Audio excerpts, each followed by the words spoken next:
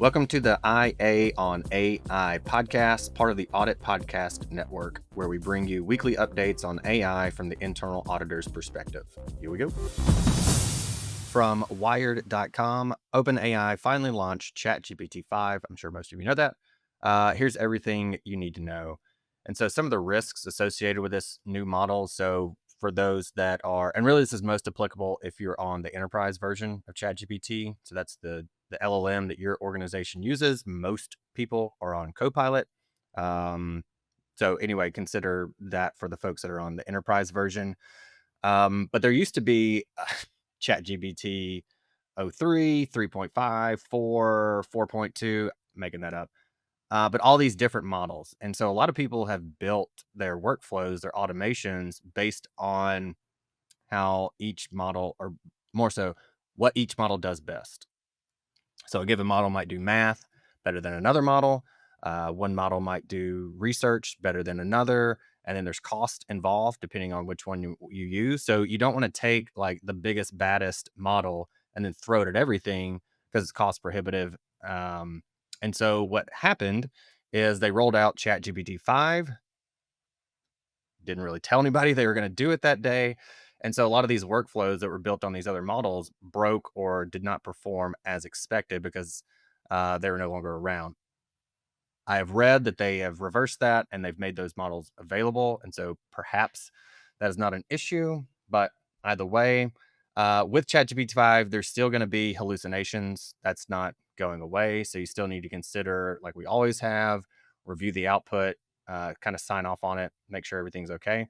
There's also new integrations. So we talked about this on just a couple weeks ago when ChatGPT launched their agents that allowed you to connect directly to your inbox and make decisions for you or your calendar. That's pretty risky. So definitely need to consider any privacy data leakage concerns there if you have employees that are connecting there. Also, if you are using the new models, you need to go back through and retest all of your prompts, all of your agents, all of your GPTs to better make sure that the output is still in line and it's working as you expected. Again, from Wired.com, hackers hijacked Google's Gemini AI with a poison calendar invite to take over a smart home.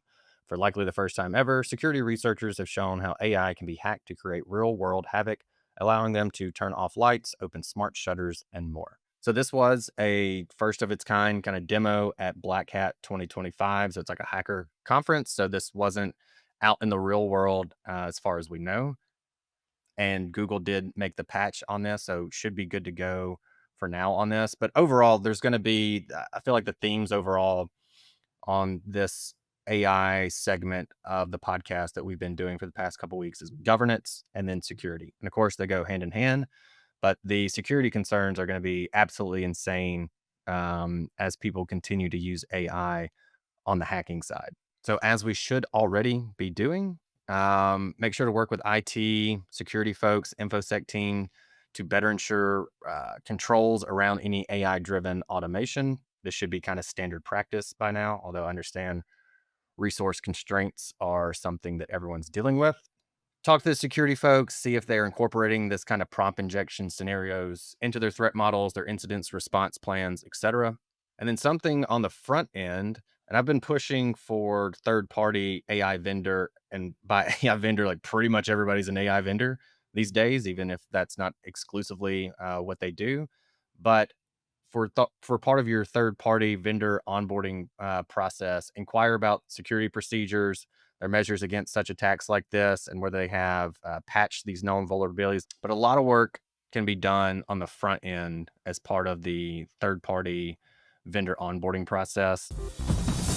Lastly, and this is most applicable to organizations that do ride sharing or automobile organizations. And so that's a pretty niche area when we talk about risk relative to AI.